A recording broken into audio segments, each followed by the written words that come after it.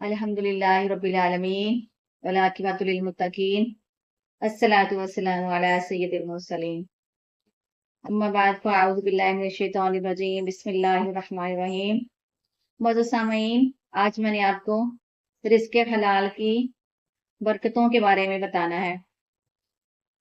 अल्लाह ताला ने कुरान मजीद में इरशाद फरमाया, या अय्युहल्लज़ीना आमनू कुलू मिन तय्यिबाति मा रज़क़नाकुम वश्कुरू लहू इन कुंतुम इय्याहु तअबुदून। इस आयत का तर्जुमा ये है, ऐ ईमान वालो, जो रिज्क हमने आपको दिया इसमें से पाकीज़ा चीजों को खाओ और उसका शुक्र अदा करो अगर तुम उसी की इबादत करते हो। तो पाकीज़ा चीजें जो हैं वही हलाल रिज्क है, जो अल्लाह ताला ने कहा है कि सिर्फ यही खानी है। हलाल को इस्तेमाल करना है और हराम को छोड़ देना है। ये गिज़ा दो तरह की होती है, एक रूहानी गिज़ा और एक जिस्मानी गिज़ा। रूहानी गिज़ा जो है वो नमाज है और अल्लाह ताला की इबादत है, और जिस्मानी ग़िज़ा वो सब चीज़ें जिसकी हमारे जिस्म को ज़रूरत है, खाना है या पानी है या और कोई खाने पीने की चीज़ें जो हम इस्तेमाल करते हैं, वो सारी जिस्मानी ग़िज़ा है और जिस्म को उसकी ज़रूरत है। हर 2-4 घंटे के बाद हमें ज़रूरत पड़ती है कि हम कोई ना कोई चीज़ खाएँ, इस्तेमाल करें, ताकि उसके साथ हमें ताकत मिले और हम अपने रोज़मर्रा के काम सर अंजाम दे सकें। तो हलाल और हराम की पहचान अल्लाह के कुरान ने भी करवाई और नबी सल्लल्लाहु अलैहि वसल्लम की अहदीस ने भी हमें सारा समझाया कि हलाल कौन कौन सी चीज़ें हैं और हराम कौन सी चीज़ें हैं। तो हलाल को अपनाने का हुक्म है और हराम से बचने का हुक्म है। रसूल करीम सल्लल्लाहु अलैहि वसल्लम ने इरशाद फरमाया, एक हराम का लुक़मा अगर कोई शख्स खाता है तो 40 दिन तक उसकी दुआ कबूल नहीं होती।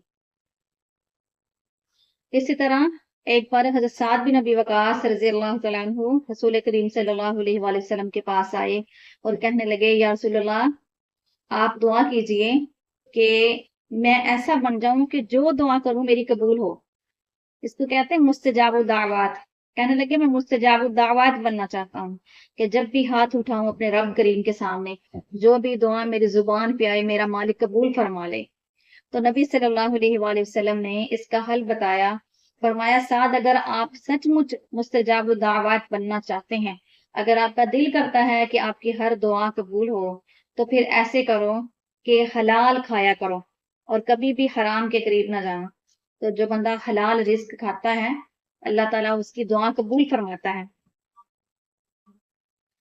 इसी तरह नबी करीम सल्लल्लाहु अलैहि वसल्लम ने हमें बताया एक शख्स के बारे में जो मूसा अलैहिस्सलाम के दौर का था। मूसा अलैहिस्सलाम के दौर का था और मूसा अलैहिस्सलाम जा रहे थे कोहे तूर पे अल्लाह ताला से मुलाकात के लिए। रास्ते में आपने उस शख्स को देखा जो कि बहुत रो रो के अल्लाह ताला से दुआ कर रहा था और बार बार कह रहा था, या अल्लाह, मुझसे गलती हो गई, मुझे माफ कर दे, या अल्लाह तू मुझे माफ कर दे, मेरी तौबा कबूल फरमा ले। लेकिन वो वैसे ही रो रहा था। तो हजरत मूसा अलैहिस्सलाम जब अल्लाह ताला के पास गए कोहे तूर पे, तो मूसा अलैहिस्सलाम ने अल्लाह ताला से कहा, या अल्लाह, तेरा वो बंदा बहुत रो रो के तुमसे माफी मांग रहा था, या अल्लाह, मैं तेरा कलीम भी उसकी सिफारिश करता हूँ कि उसकी तौबा कबूल कर ले, लेकिन तू तो एक आंसू को कबूल फरमा लेता है। वो इतना ज्यादा रो रहा था, या अल्लाह, उसकी तौबा कबूल क्यों नहीं हो रही, मुझे समझ नहीं लग रही कि उसकी तौबा कबूल क्यों नहीं हो रही। तो अल्लाह ताला ने कहा, ऐ मेरे मूसा, वो जितना मर्जी रो ले, जितना मर्जी गिड़गिड़ा के मुझसे तौबा करे, मैं उसे माफ नहीं करूंगा। और वजह पूछी तो बताया कि वजह ये है कि उसके पेट में हराम का लुकमा है। जब अल्लाह के कानून को तोड़ा जाए, हलाल को छोड़ के हराम चीजों को अपनाया जाए, तो फिर अल्लाह ताला जो है वो भी बंदे पे तरस नहीं खाता और उसकी तौबा कबूल नहीं करता। अल्लाह ताला ने इरशाद फरमाया कि जिसे माल की परवाह नहीं है कि किधर से आ रहा है, तो अल्लाह भी परवाह नहीं करेगा कि वो शख्स दोजख में किस दरवाजे में से जा रहा है, क्योंकि हदीस मुबारका के मुताबिक दोजख के 7 दरवाजे हैं। और फरमाया कि जब तुम्हें दुनिया में परवाह नहीं रही कि हलाल खा रहे हो कि हराम खा रहे हो, तो आज दोजख में जाओगे। तो अल्लाह फरमाता है, मुझे भी कोई परवाह नहीं, چاہے تم دوزخ میں جاؤ، جس مرضی دروازے میں سے جاؤ، آج مجھے تم پہ ترس نہیں آئے گا۔ یہ اسی وجہ سے ہے کیونکہ شریعت اور دین ہم تک پہنچ گیا، حلال حرام کی تمیز اللہ نے بتا دی، اور قرآن و حدیث اور ہدایت کے تمام اسباب اللہ نے ہمیں عطا فرما دیے۔ اس کے بعد بھی اگر کوئی شخص حرام کو چھوڑ کے حلال کو اپناتا ہے تو اللہ تعالیٰ اس شخص کے ساتھ بہت زیادہ ناراض ہوتا ہے۔ اسی طرح جیسے ایک طرف حلال کھانے کو ترجیح دی جا رہی ہے اور حرام چھوڑنے کا کہا جا رہا ہے، تو دوسری طرف حلال رزق کمانے کو اللہ تعالیٰ نے عبادت قرار دے دیا۔ رسول کریم صلی اللہ علیہ وآلہ وسلم نے ارشاد فرمایا، القاسب حبیب اللہ، جو مزدور ہے وہ اللہ کا دوست ہے۔ تو جو اللہ کے ساتھ دوستی کرنا چاہے گا وہ مزدوری کرے گا، محنت مشقت کرے گا، یعنی کہ حلال روزی کمائے گا۔ ایک بار ایسے ہوا، ایک شخص تھا جس نے رسول کریم صلی اللہ علیہ وآلہ وسلم کے ساتھ مصافحہ کیا۔ جب اس کا ہاتھ میرے پیارے نبی صلی اللہ علیہ وآلہ وسلم کے مبارک نرم و نازک ہاتھوں میں آیا تو میرے نبی نے اس کے ہاتھ کو دیکھا اور کہنے لگے کہ آپ کے ہاتھوں کو کیا ہوا؟ اس صحابی کے ہاتھوں پہ چھالے بنے ہوئے تھے اور کام کرنے کی وجہ سے، مزدوری کرنے کی وجہ سے ان کا ہاتھ بہت سخت ہو چکے تھے۔ تو رسول کریم صلی اللہ علیہ وآلہ وسلم کہنے لگے آپ کے ہاتھوں کو کیا ہوا ہے؟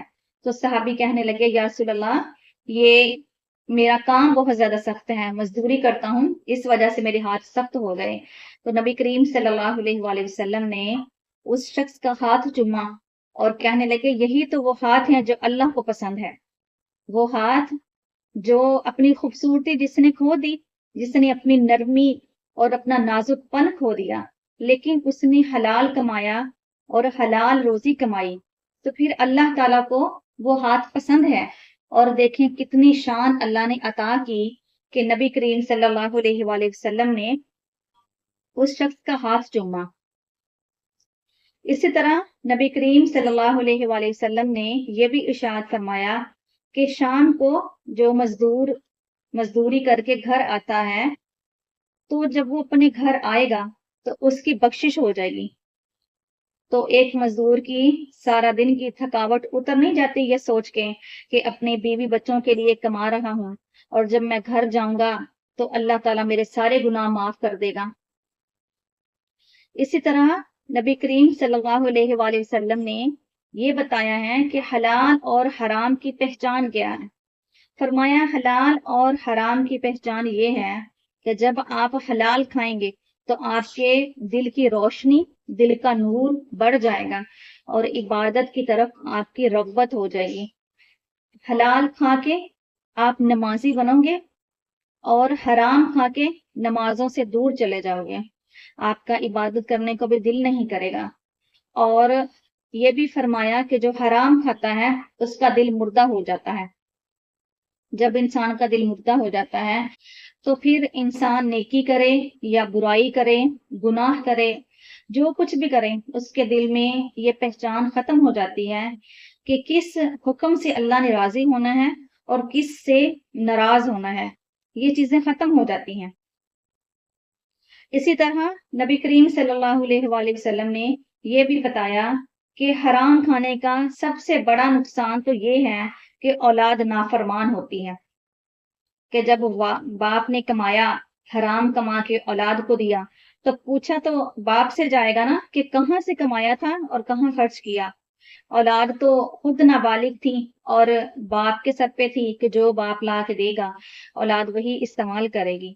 تو جو باپ حرام لا کے دے گا اپنے بچوں کے لیے تو بچے اس کے نافرمان ہو جائیں گے۔ اسی طرح جو شخص حرام کھاتا ہے اس کی نماز قبول نہیں ہوتی، اس شخص کی نماز قبول نہیں ہوتی جو حرام کھاتا ہے۔ اور جو حرام ہے اس کے بارے میں نبی کریم صلی اللہ علیہ وآلہ وسلم نے یہ بھی بتایا کہ ایسا وقت آئے گا کہ حرام نہ بھی کھاؤ تو اس کی دھول ضرور پہنچے گی۔ کچھ وقت ایسا آ جائے گا، یہ قیامت کے قریب کی نشانیوں میں سے ایک یہ نشانی ہے کہ ایسا وقت آ جائے گا کہ لوگ حرام نہ بھی کھائیں گے تو حرام کی دھول ہر شخص تک ضرور پہنچ جائے گی۔ اللہ تعالیٰ سے دعا ہے اللہ تعالیٰ ہمیں حلال رزق کمانے کی اور کھانے کی توفیق عطا فرمائے، اور حرام جتنا بھی ہو اس کا لالچ جو ہے اس سے دور اللہ تعالیٰ ہمیں لے جائے۔ اللہ تعالیٰ ہم سب کو عمل کی توفیق عطا فرمائے۔ وما علینا الا البلاغ المبین۔